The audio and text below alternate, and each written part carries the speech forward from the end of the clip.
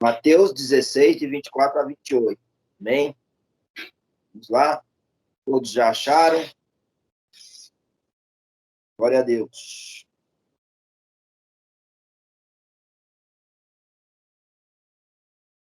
Então disse Jesus a seus discípulos: Se alguém quer vir após mim, a si mesmo se negue, tome tua cruz e siga-me.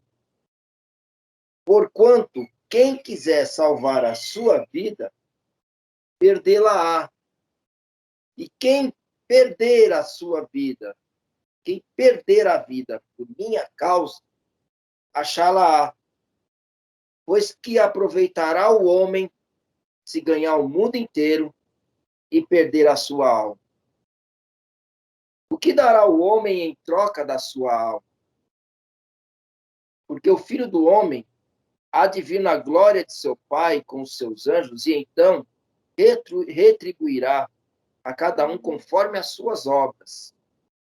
Em verdade vos digo que alguns há dos que aqui se encontram, que de maneira nenhuma passarão pela morte, até que vejam vir o Filho do Homem no seu reino.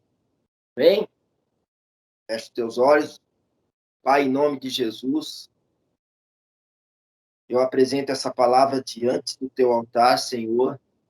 Quero mais uma vez clamar pelo teu socorro, Pai. Me humilhar diante da tua presença e te pedir que o Senhor tenha misericórdia de mim e me dê graça para que através da minha vida, através da minha boca, o Senhor possa transmitir essa palavra ao coração dos teus filhos, Pai, para que eles possam receber essa palavra no Espírito, Deus. E isso somente o Senhor pode fazer. A tua palavra diz que eu só preciso abrir a boca, que o resto o Senhor vai fazer. Eu me disponho a ti tão somente com a minha boca aberta, para que todas as outras coisas venham do Senhor, para que pelo Senhor seja dada a palavra da revelação, Pai. E tanto a mim quanto os teus filhos que estão aqui ouvindo essa palavra possam sair daqui assistidos, revigorados, renovados, restaurados, corrigidos e ensinados, instruídos pela tua palavra, porque é para isso que a tua palavra serve, para nos orientar, e nós temos uma vida digna diante da tua presença. Seja conosco agora, Espírito Santo. Vem trazer a tua palavra sobre os nossos corações. Põe os teus anjos aqui ao nosso redor, ao redor de todos que estão ouvindo essa palavra, para que não haja nenhuma interferência maligna, nenhuma dispersão de mente, nenhum pensamento cativo, nada que queira interferir com que a tua palavra possa entrar no coração dos teus filhos e fazer morada e produzir fruto.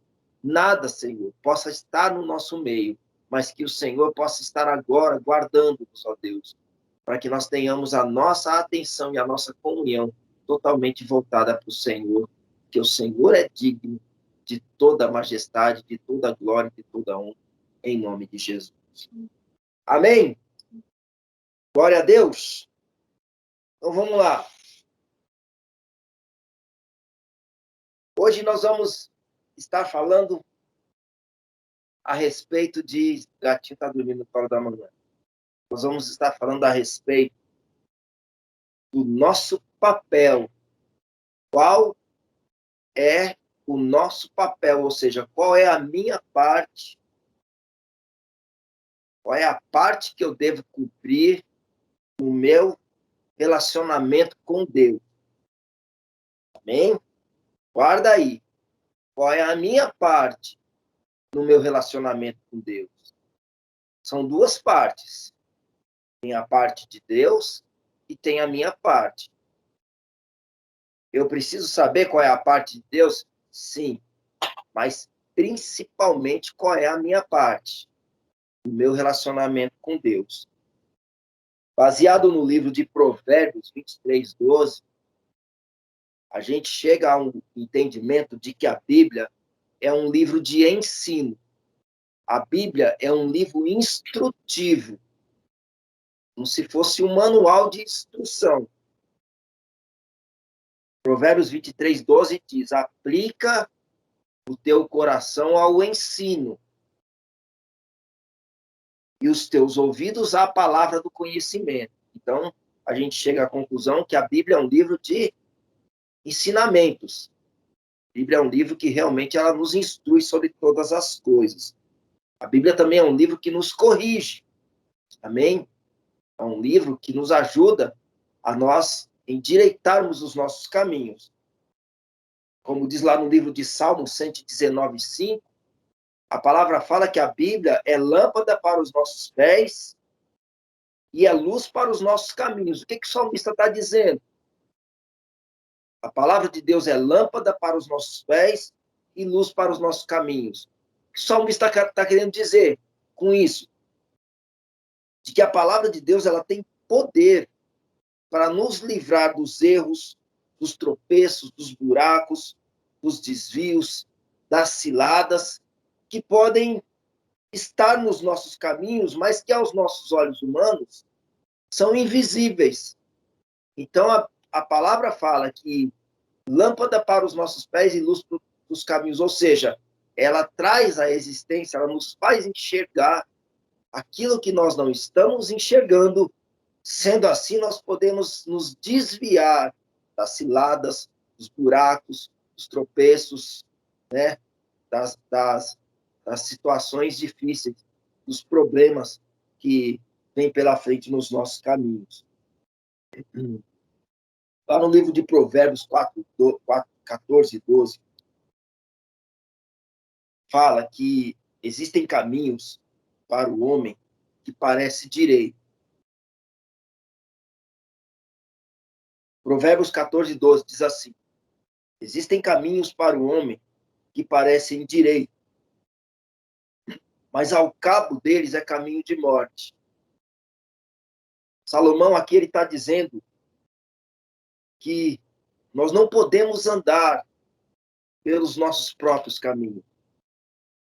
Porque a palavra fala que os caminhos que o homem quer andar parecem direitos, mas não são. São caminhos de morte. Então, Salomão aqui está falando, não ande pelos teus caminhos. Não procure andar pelo caminho do homem. Ou seja, não faça da tua vontade, não faça aquilo que é a tua vontade. Não resolva as coisas da tua forma, do teu jeito. E também não procure a tua glória. Esse é o caminho do homem. O caminho do homem se resume nisso: fazer a sua vontade, resolver do seu jeito e procurar a sua glória. Esse é o caminho do homem na terra. E a palavra fala que o caminho do homem parece, né? Quem olha, poxa, ele está fazendo do jeito dele, ele está buscando a vontade dele, ele está buscando a sua glória, que mal há nisso. A Bíblia fala que esse é um caminho de morte. Por que é um caminho de morte, o caminho do homem? Porque o caminho do homem é um caminho perigoso. O nosso caminho é um caminho perigoso, muito perigoso. O caminho do homem é perigoso porque é um caminho de morte. E aqui nessa passagem de Mateus 16, 24, de 24 a 28, Jesus, por causa disso, sabendo que o caminho do homem é um caminho de morte, que não deve ser traçado, ele não apenas nos apresenta um caminho novo, ele não apenas nos apresenta um caminho reto. O que é um caminho reto? É um caminho sem buracos, sem tropeços, sem ciladas, sem tombo. Ele não apenas nos apresenta um caminho novo, um caminho reto, mas ele também nos apresenta, aliás, ele também nos ensina o que nós devemos fazer para nós conseguirmos andar por este caminho reto, por esse caminho que não tem tropeço, por esse caminho que não é perigoso, e que não apenas é um caminho que parece bom, ele pode até não parecer bom aos olhos humanos, mas o final é de vida, o final é vida eterna. É por isso que nós devemos saber qual é a minha parte, qual é a nossa parte nesse relacionamento que nós temos com Deus. Ele nos apresentou o caminho. E o que eu devo fazer para andar sobre este caminho? para que eu não me desvie deste caminho, para que eu não volte novamente a andar pelos meus próprios caminhos, a fazer as coisas do meu jeito, a buscar fazer a minha vontade e buscar a minha própria glória. Nós vemos hoje em dia muitos cristãos que eles têm as suas atenções tão somente voltadas para o que Deus vai fazer. Só isso. Eles estão com o foco somente nas promessas de Deus. É tanta promessa, tanta bênção, e glória a Deus, né? Nós sabemos que é promessa de Deus, ele nos dá uma vida digna, uma vida abençoada, uma vida de livramento, de proteção e de vitória. Só que o crente, ele esquece que o foco da Bíblia não é tão somente nos ensinar o que Deus vai fazer nas nossas vidas. O foco da Bíblia, principalmente, é ensinar ao crente o que ele deve fazer. Por quê? Porque aquilo que Deus vai fazer, eu tão somente preciso crer. Eu não preciso dispensar tanta energia naquilo que Deus vai fazer na Bíblia. Eu preciso tão somente crer. Agora, naquilo que eu devo fazer, sim.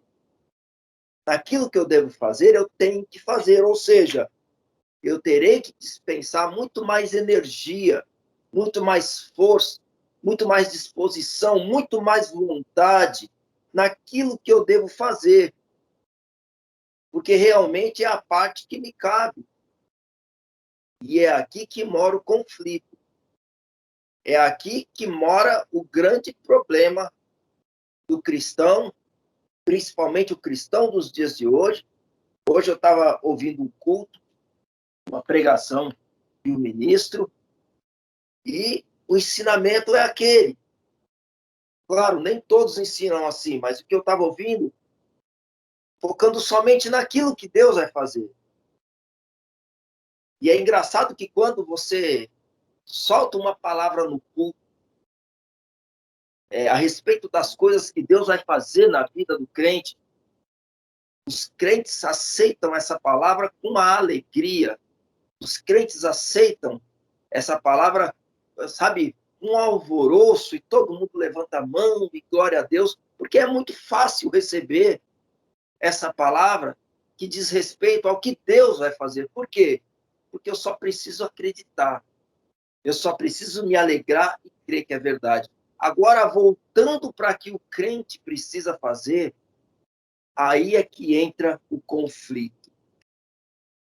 Crer no que Deus vai fazer é muito fácil. Por que que é fácil? Porque, segundo o que está escrito na palavra, Mateus 24:35, Deus ele disse que vai passar tudo, vai passar céus e terra, mas a sua palavra não vai passar. E tudo que Deus disse que vai fazer, ele já deixou escrito, ou seja, é impossível de não se cumprir. Então fica fácil para mim crer naquilo que Deus vai fazer. Então eu preciso voltar as minhas atenções para aquilo que eu realmente preciso fazer. Esse é o X da questão. É aqui que mora o conflito. O crente, ele crê na parte de Deus. Só que ele não faz a parte dele. Ele fica tão somente esperando com que a parte de Deus se cumpra. E nós sabemos que não é assim. Aí a conta não fecha. Por quê? Porque na hora de você ouvir que Deus vai fazer, você se alegra e levanta a mão. Mas a falta de vontade de fazer é tão grande que você nem busca. O crente nem busca querer saber o que ele tem que fazer, qual é a parte dele para que essa conta possa fechar. Nós sabemos que todas as promessas na Bíblia, elas são condicionais. Eu já disse isso. Existe uma condição para que essa promessa se cumpra. Não acontece nada assim de forma aleatória, sem que haja a manifestação da atitude do homem. Para todas as promessas existe um se. Se você fizer assim, se você crer, se você obedecer, se você fizer. Então, existe a parte do homem. E nessa passagem que nós lemos agora, nós vemos que Jesus, então, ele nos ensina qual a nossa parte como cristãos no nosso relacionamento com ele. O que eu devo e o que eu não devo fazer para que, cumprida ambas as partes, eu possa desfrutar das bênçãos que existem nesse novo caminho. É isso que nós vamos aprender hoje. O que eu devo e o que eu não devo fazer para que, cumpridas ambas as partes, eu possa desfrutar desse caminho maravilhoso que é o caminho de Deus, que verdadeiramente é o que está escrito, é um caminho de livramento, é um caminho de vitória, é um caminho de bênçãos, é um caminho onde as promessas se cumprem, onde a vida realmente muda. Eu sou testemunho fiel de que a vida do homem muda quando Deus entra na vida dele. Então nós vamos aprender qual é o nosso papel. Lá no verso 24 desse livro, Jesus ele nos dá a primeira dica. Jesus ele fala assim: se alguém quiser vir após mim, ou seja, se alguém quiser andar comigo, se alguém quiser andar nos meus caminhos, a si mesmo se negue, tome a sua cruz e me siga. Negar a si mesmo e tomar a cruz, Jesus ele está falando da mesma coisa. Negar a si mesmo e tomar a sua cruz é a mesma coisa. Então, em primeiro lugar, Jesus Cristo está dizendo para você, a primeira dica: você quer andar nos meus caminhos? Quer mesmo andar nos meus caminhos? Você vai ter que sacrificar as tuas vontades. Você vai ter que sacrificar os teus desejos. Negar a si mesmo, carregar a sua cruz, significa você dizer não para você. E não é uma vez ou outra, não. É o tempo todo. É você aprender a dizer não para as tuas vontades, para os teus desejos. Por quê? Porque nós, como os homens carnais, nós habitamos num corpo carnal, nós temos muitos desejos, nós temos muitas vontades, e na grande maioria, essas vontades, elas não são condizentes com a palavra de Deus. Elas não são de acordo com a palavra de Deus. Porque a maioria estourada das nossas vontades, elas são carnais. Pelo fato de nós habitarmos no corpo carnal, sendo esse necessitado desses desejos. O corpo carnal precisa de realizar os desejos que ele tem, as vontades que ele tem, e quase todos os desejos e vontades do corpo carnal são pecaminosos. É por isso que Deus um dia disse para Caim: o teu desejo, Caim, será contra você. Quem é o Caim? Caim representa quem nessa história? Caim representa a nossa parte humana, o nosso homem carnal. Todos os desejos do homem carnal é contra ele mesmo, porque a palavra fala que na carne habita o corpo do pecado. Então, tudo que a carne deseja é o quê? É satisfazer a vontade de pecar. E Jesus, ele nos chama e ele fala: se você quiser andar comigo, você vai ter que tomar a sua cruz, ou seja, você vai ter que sacrificar as tuas vontades. É por isso que quando Jesus Cristo veio ao mundo, ele mesmo disse: eu não vim para fazer a minha vontade, mas eu vim fazer a vontade daquele que me enviou. Por quê?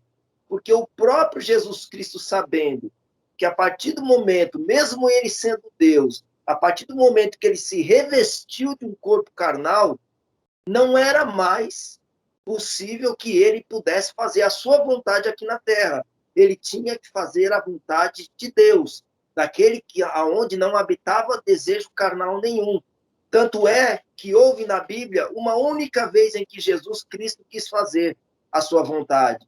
E qual foi? Ele não queria ir para a cruz. Ele não queria morrer.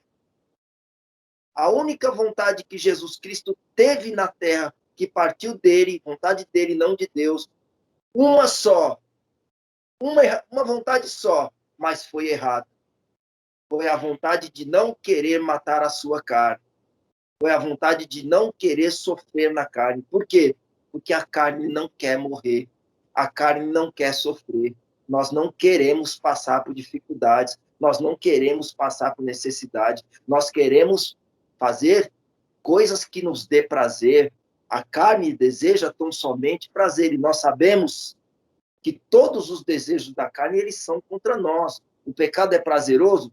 Claro que é prazeroso, mas é algo que mata, porque a palavra fala que o salário do pecado é a morte. Então, a primeira dica que Deus nos dá é essa. A tua parte nesse caminho é você aprender a dizer não os teus desejos, é você sacrificar as tuas vontades, porque ou nós fazemos a vontade de Deus e sacrificamos a nossa, ou nós fazemos a nossa vontade e sacrificamos ao de Deus. É impossível que nós andemos com Deus fazendo ora a nossa vontade e ora a vontade dele. Porque ora eu vou estar bem e ora eu vou estar destruído. Porque a vontade da carne realmente é se autodestruir. Ela só deseja aquilo que a destrói. Mas a vontade de Deus é boa, perfeita e agradável. Ou seja, Deus ele só deseja aquilo que constrói a nossa vida, que edifica a nossa vida, que nos leva para a eternidade. Amém? É por isso que a primeira dica que Jesus nos dá é: sacrifica a tua vontade para fazer a vontade de Deus. Amém? Ou você faz a sua, ou você faz a de Deus. Está com vontade de fazer algo? Sabe o que você deve fazer? Ora a Deus e espera para ver se essa vontade é a vontade de Deus. Existem vontades que você não precisa nem orar a Deus para saber que não é a vontade de Deus. E existem vontades que você quer fazer que é necessário que você ore e espere para saber se realmente é a vontade de Deus. Porque se não for a vontade de Deus, se não for no tempo de Deus, é um erro. E o erro sempre traz um prejuízo. O erro sempre traz um dano. Tem muita coisa que eu tenho vontade e eu tenho a necessidade de fazer. Tem muita coisa que eu queria fazer amanhã. Tem coisa que eu queria fazer amanhã. Se eu pudesse, eu faria amanhã, porque é uma necessidade, é uma vontade que eu tenho. Mas eu não fui chamado para fazer a minha vontade, eu fui chamado para fazer a vontade de Deus. Então, mesmo precisando fazer, mesmo tendo a necessidade de fazer, mesmo tendo a vontade de fazer, sabe o que eu faço? Eu oro a Deus e eu espero. E eu não fico ansioso. Eu oro e eu entrego. Uma vontade que eu tenho de fazer amanhã é sair dessa casa. Estava falando isso hoje para a pastora. Cada hora quebra uma coisa. A minha vontade é de pegar as tralhas e sumir. Ir para algum lugar, mudar para algum lugar. Está cheio de casa aí. Fácil de alugar. Seria muito fácil eu alugar uma casa amanhã e já mudar. Mas eu não quero fazer a minha vontade. A minha vontade é essa. Pode ser também a vontade de Deus, mas precisa ser o tempo de Deus também. E para que isso aconteça, eu preciso confiar em Deus. Eu preciso orar a Deus, acreditar que Ele me ouviu e esperar até que Ele faça a vontade dEle e as coisas saiam redondas, de acordo com aquilo que Ele desejou que fosse. Assim é nós andarmos com Deus. Essa é a primeira dica. Nós não fomos chamados para fazer a nossa vontade. Nós somos chamados para fazer a vontade de Deus. Porque toda vontade que nós fazemos de nós mesmos são vontades carnais que podem nos prejudicar, podem nos levar ao erro. Amém? Glória a Deus. Então, a primeira dica é: sacrifica a tua vontade. É fácil, pastor, andar assim? Não é fácil. Não é fácil, mas se faz necessário. Porque mais difícil ainda é você sofrer os danos do erro que você cometeu. Eu digo isso com conhecimento de causa. Eu tenho certeza que cada um de nós aqui tem uma história triste para contar de coisas que nós fizemos sem consultar a Deus e nós demos com o beiço no arame. Aí fica com o beiço desse tamanho. Pode ver que meu beiço é grande até hoje. Sabe por quê? Foram muitos beiços no arame que eu dei até eu aprender a orar e esperar fazer a vontade de Deus. Mas nunca é tarde para a gente aprender. Amém? Eu espero que vocês aprendam antes do tempo que eu aprendi. Amém? A segunda dica que Deus nos dá está lá no verso 25. A palavra fala assim: quem quiser salvar a sua vida, vai perder. E quem perder a vida por minha causa, vai achar. O que Jesus está querendo nos ensinar com essa palavra? Quem quiser salvar a sua vida, perde.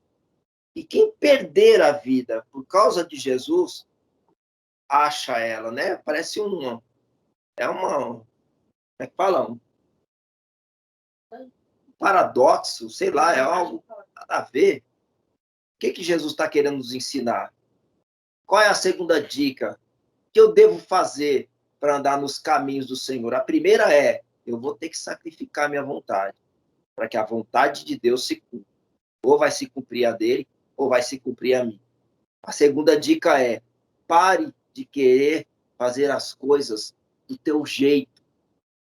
Amém? Pare de tentar solucionar os teus problemas da tua forma. Espere em Deus.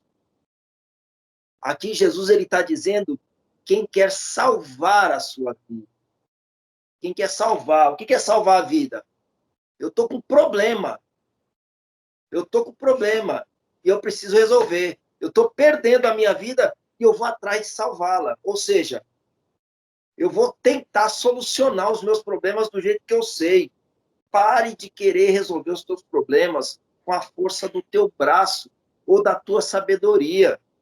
Você não foi chamado para querer se salvar, para querer sair dos teus problemas do jeito que você acha que é. Eu já disse aqui, vou repetir.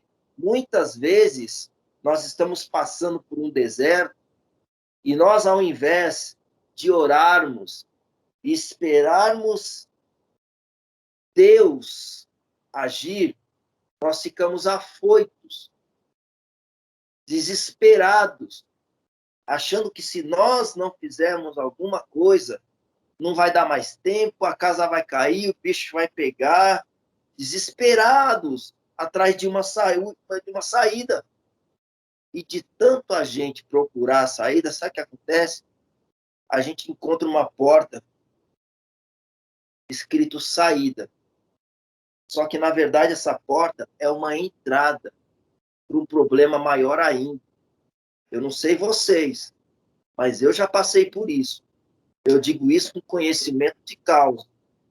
O desespero, a ansiedade, a afoitice de querer resolver um problema, ao invés de ter paz e orar, eu fui querer resolver e eu causei um problema maior ainda na minha vida. Aí sim eu fiquei zoado. E nós não fomos chamados para resolver os nossos problemas com a nossa própria força, com a nossa própria sabedoria, com os nossos próprios pensamentos. Nós somos chamados para orar a Deus como um dia um rei que estava rodeado pelos seus inimigos orou e Deus trouxe o resultado. Parecia algo impossível de acontecer. Nós somos chamados para orar a Deus, para colocar Deus na nossa vida, para recorrer ao Senhor nos dias da nossa luta, dos nossos problemas e das nossas dificuldades, e crer que Ele mesmo disse que nos daria vitória em todas as nossas guerras. Ele não disse que não haveria guerra, guerra haverá. Ele disse que nos daria vitória, mas para isso eu tenho que colocar Deus nessa guerra. Eu tenho que chamar a presença de Deus para o meu problema. Lá em João 10:9, Jesus ele fala assim, ó, eu sou a porta. Jesus ele está dizendo que ele é tanto a porta de saída como a porta de entrada. Qualquer outra porta que a gente abra, que não seja a porta chamada Jesus, são portas espirituais do inferno. Porque o mundo espiritual, ele é feito de portas. Portas que são abertas e que são fechadas. Portas que se abrem e que se fecham. Mas a única porta que na Bíblia fala que se alguém entrar por ela, vai encontrar descanso, vai encontrar pastagem e salvação, é essa porta chamada Jesus. Não tem outra. Então, a solução para todos os meus a saída para todos os meus problemas, ela está onde? Na palavra de Deus. Está em Jesus. Está em eu invocar o nome do Senhor no dia da minha guerra e eu confiar que, ainda que pareça impossível, Deus ele vai dar uma saída. Eu não preciso me desesperar. Eu não preciso ir atrás de homens para tentar resolver o meu problema. Na hora certa, o Senhor ele vai abrir a porta. Não vai demorar, não vai chegar antes. Deus vai chegar na hora certa e ele vai dar o livramento. Amém? É por isso que eu não posso. Alguém abaixa aí o seu áudio que está dando interferência aqui, por favor. É por isso que eu não posso ficar tentando me salvar toda hora. É por isso que eu não posso toda hora querer me virar sozinho. Vai dar ruim. Porque enquanto eu estou achando que eu estou me salvando, o que está acontecendo? O que Jesus Cristo disse? Aquele que quiser buscar a sua salvação, perde. Mas aquele que quiser perder sua vida por mim, acha. Ou seja, enquanto eu estou achando que eu estou me salvando, eu estou morrendo.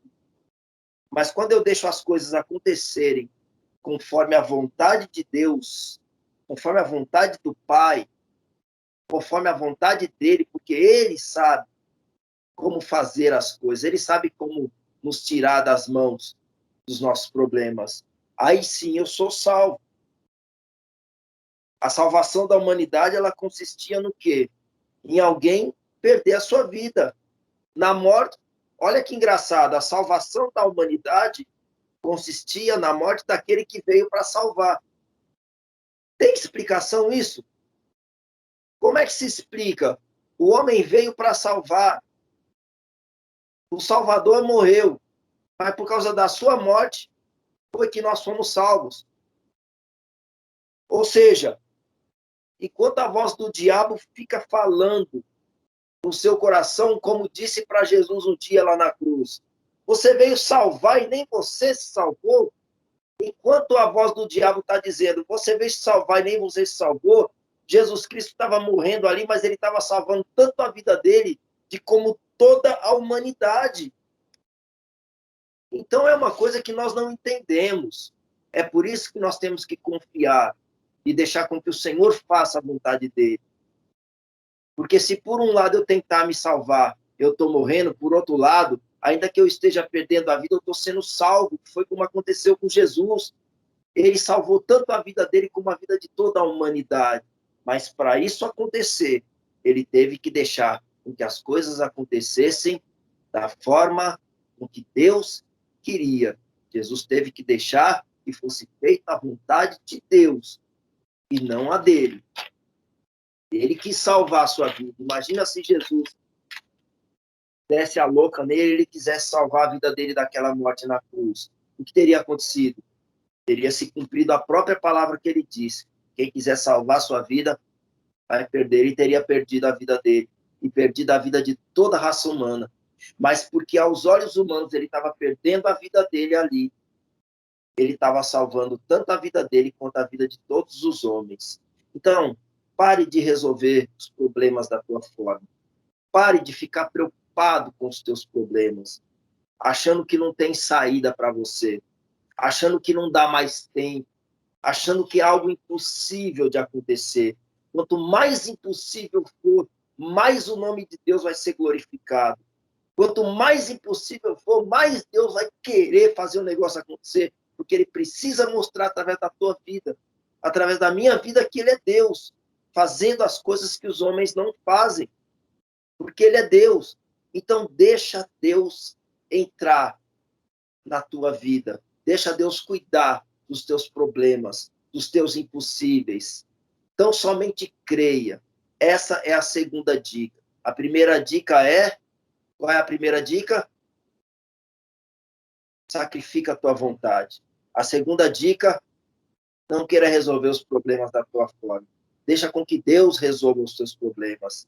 Então, somente creia. A tua parte é, creia na palavra de Deus. O Senhor, Ele vai cumprir com todas as promessas que Ele prometeu para você. Ainda que seja algo humanamente impossível, Ele vai cumprir porque você creu e porque você fez a tua parte. Amém? Terceiro lugar, terceira dica.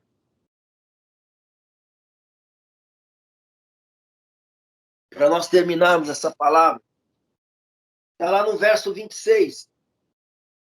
Jesus, ele disse assim: pois aproveitará o homem se ganhar o mundo inteiro e perder a sua alma? Ou o que dará o homem em troca da sua alma? Presta atenção.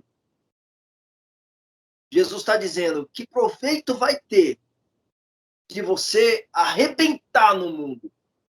De que proveito vai ser você ser grande no mundo, poderoso, e você perder a sua alma? E ele continua dizendo: existe algo que você tenha, que você possa dar em troca da tua alma? A terceira dica é, presta atenção, guarda no teu controle, mude os teus objetivos. Mude os teus objetivos. Andar no caminho de Deus e fazer a minha parte é você ter como seu principal objetivo de vida você ganhar a sua alma. Amém? Infelizmente eu tenho que dizer isso, mas são pouquíssimos os cristãos que têm como principal objetivo, ou seja, o primeiro objetivo de sua vida, preservar a sua alma. A maioria dos cristãos, eu digo quase na sua totalidade, eles têm o objetivo de ganhar o mundo, de crescer no mundo, de prosperar, de realizar sonhos, de prosperar em todas as áreas de sua vida, financeira, profissional, casar, ter filhos. A minoria estourada se preocupa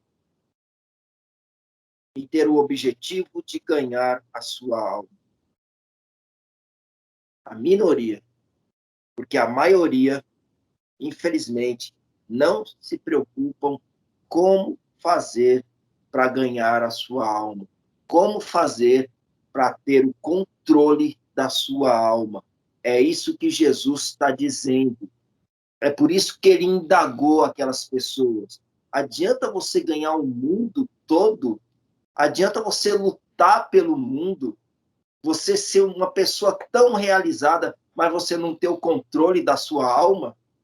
Você ser uma pessoa totalmente descontrolada na sua alma? Não ter domínio sobre os seus sentimentos, sobre os seus pensamentos? O objetivo do homem em ganhar o mundo é o que realmente faz com que ele perca o controle da sua alma. Eu e a pastora, nós atendemos pessoas como ministros de cura interior, que teve todos os objetivos de vida conquistados, são realizados em tudo, porém, têm as suas almas destruídas, arrebentadas. Pessoas que são tão ricas que a única coisa que tem é dinheiro, pessoas que são tão realizadas em tudo, menos na sua alma. Tem a sua alma destruída, totalmente descontrolada. Porque desejaram tudo, mas nunca focaram em ter o controle das suas almas. A gente vê hoje os ímpios, até os ímpios hoje em dia, os artistas, está na moda buscarem o equilíbrio entre o corpo e a mente. E eles fazem yoga, eles fazem coisas transcendentais, tomam uns negócios doidos, faz um monte de ritual ali que a gente sabe que só abre porta para o inferno. Mas eles se preocupam mais do que os crentes de ter um equilíbrio mental, de ter a sua alma sã, ter a sua mente sã. E a palavra, a própria palavra nos ensina, se existe algo que vocês devem guardar, guarda o coração, porque é dele que procede as fontes da vida. O que são fontes da vida? Fontes do bem ou fontes do mal? É do teu coração, é da tua alma que as coisas começam. E a Bíblia nos incita a nós guardarmos a nossa alma, guardar os nossos pensamentos, os nossos sentimentos, protegê-los, mas nós não investimos nisso.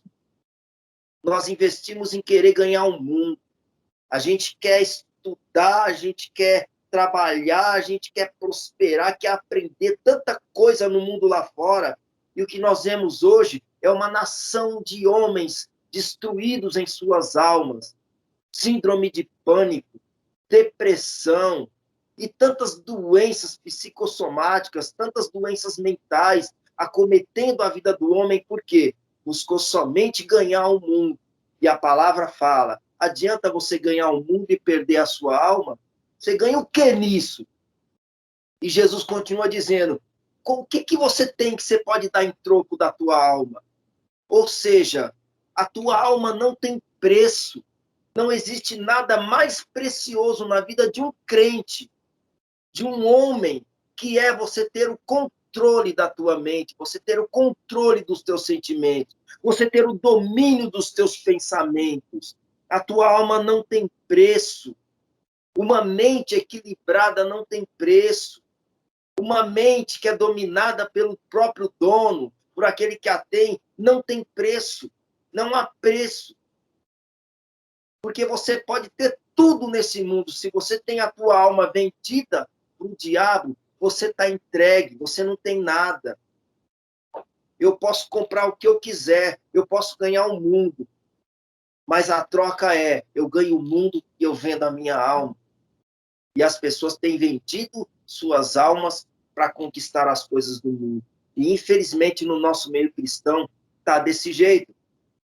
O crente não procura preservar a sua alma, não procura gastar tempo em cuidar da sua alma, mas ele procura de todas as formas fazer cursos, aprender tantas coisas aí fora, mas quando é para cuidar da alma, ele acha que é difícil, ele não tem tempo, e ele não vai atrás.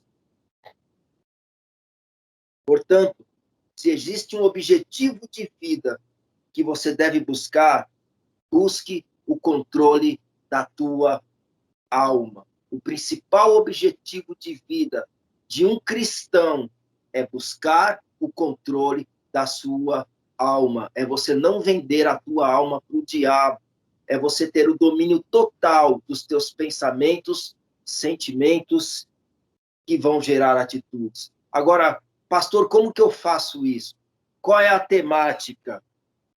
Qual é a raiz dos sentimentos? São os pensamentos. A raiz dos sentimentos são os pensamentos. Aquilo que você pensa, você sente.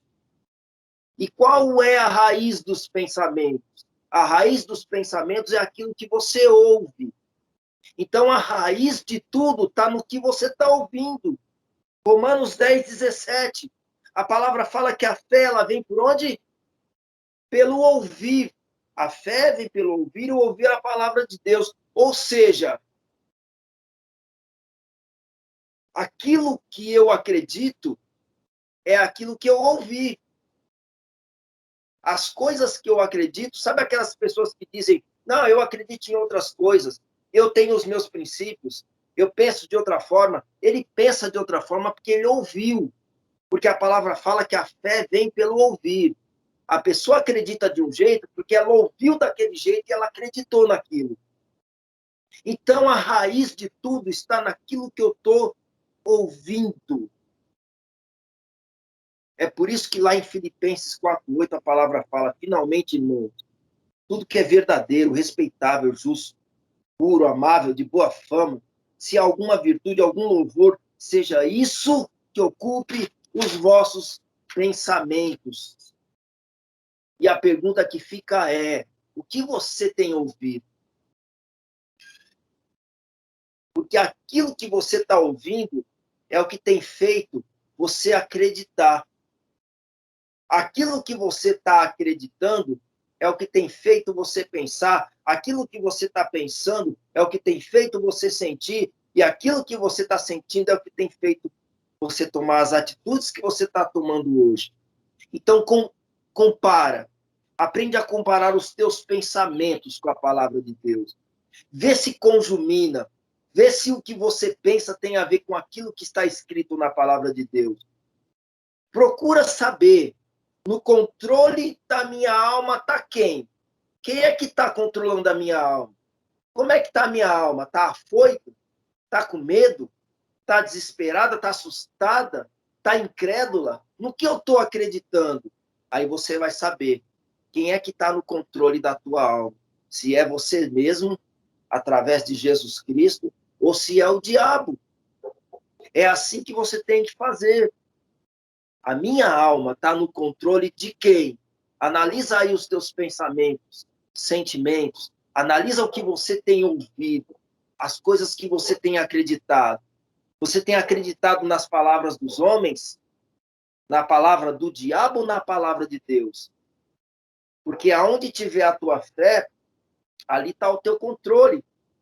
A palavra não fala que aonde o meu coração está, ali está o meu tesouro? E os cristãos, eles andam dominados pelo pecado, pelas doenças mentais, depressão, síndrome de pânico. Nós já nos deparamos com cristãos que estão com anorexia e tantas outras doenças mentais. Por quê? Por que o crente está passando por esses problemas que são do mundo?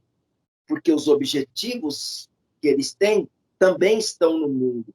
Objetivos mundanos. Mas não têm o objetivo de preservar o controle das suas almas. E aí fica a pergunta, vale a pena? Será que vale a pena você ganhar o mundo? E, em contrapartida, você perder o controle da sua alma?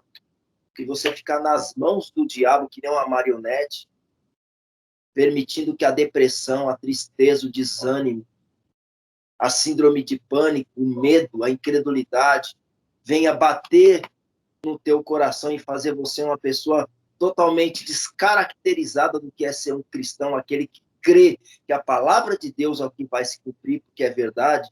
Vale a pena? Vale a pena você investir na tua alma, invista na tua alma.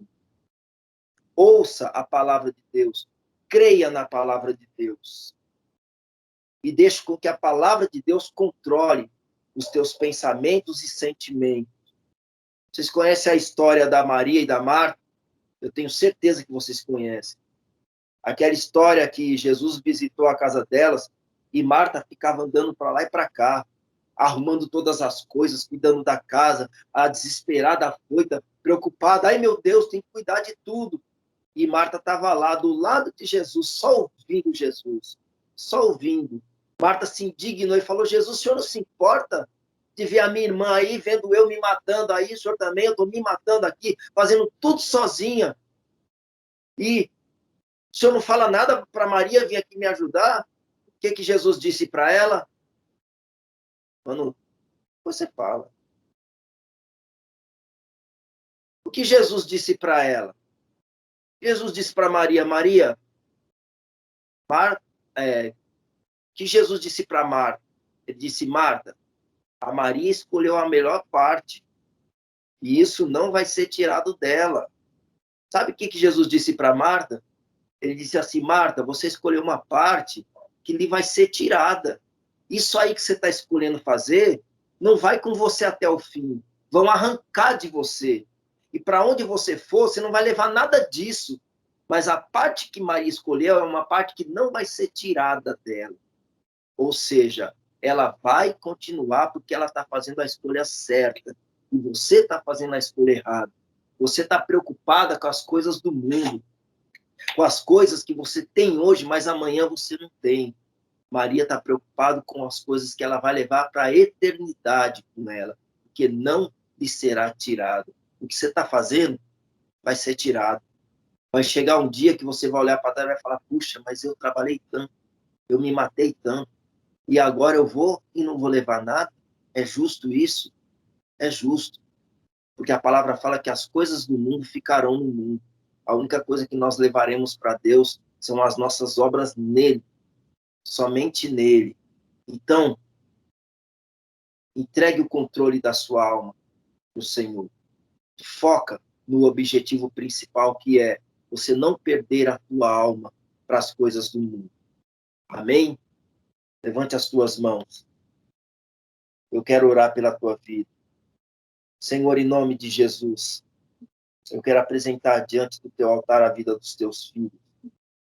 Deus, nós sabemos o quanto tem sido difícil perseverar, ó Deus, nesse caminho reto que o Senhor nos deu, porque o mundo tem nos trazido tantas oportunidades para tentar nos afastar da tua vontade, para tentar fazer com que nós andemos segundo a nossa própria vontade, realizando os nossos próprios desejos. Senhor, o mundo tem feito com que nós andamos afoitos, preocupados, tentando resolver a nossa vida do nosso jeito, tentando salvar a nossa própria vida, Senhor. E nós sabemos que nós não fomos chamados para isso, nós fomos chamados para que, pelo Senhor, nós perderemos a nossa vida, mas que nós a acharemos, porque sabemos que tudo que o Senhor tem para nos dar é eterno, nós levaremos conosco para sempre. Pai, o inimigo tem feito de todas as formas com que nós não tenhamos controle nas nossas vidas, com que a nossa alma fique preso nos nossos afetos, nos nossos medos, nos nossos problemas. Deus, em nome de Jesus, eu oro hoje pela vida de cada um dos teus filhos que ouviu essa palavra, e que o Senhor possa ensiná-los a andar no teu caminho de forma livre, que venha a libertação do seu espírito, ó Pai, sobre corpo, alma e espírito dos teus filhos, para que eles possam andar segundo a tua vontade, cumprindo o chamado de cada um, Deus, focando naquilo que é pão, naquilo que é verdadeiro, naquilo que é eterno, e não nas coisas que passam, não nas coisas que hoje nós temos, mas amanhã nós não teremos mais, porque elas vão ficar aqui, ó Pai. Ensina os teus filhos a andarem da forma com que o Senhor se agrade, Pai, acreditando na tua promessa, Senhor, e esperando no Senhor, crendo que o Senhor tem a solução para tudo, e deixando com que o teu Espírito possa controlar todas as nossas atitudes, todos os nossos atos, guardando a nossa alma, guardando o nosso coração, guardando os nossos pensamentos das coisas que não partem do Senhor, das coisas que não vêm de ti, para que assim nós possamos preservar a nossa alma e nós possamos ter uma alma eterna, uma alma sã, uma mente pura, que anda debaixo da tua vontade, que cumpre a nossa parte, Pai, e que crê que no tempo oportuno o Senhor vai cumprir tudo que o Senhor prometeu. Em nome de Jesus.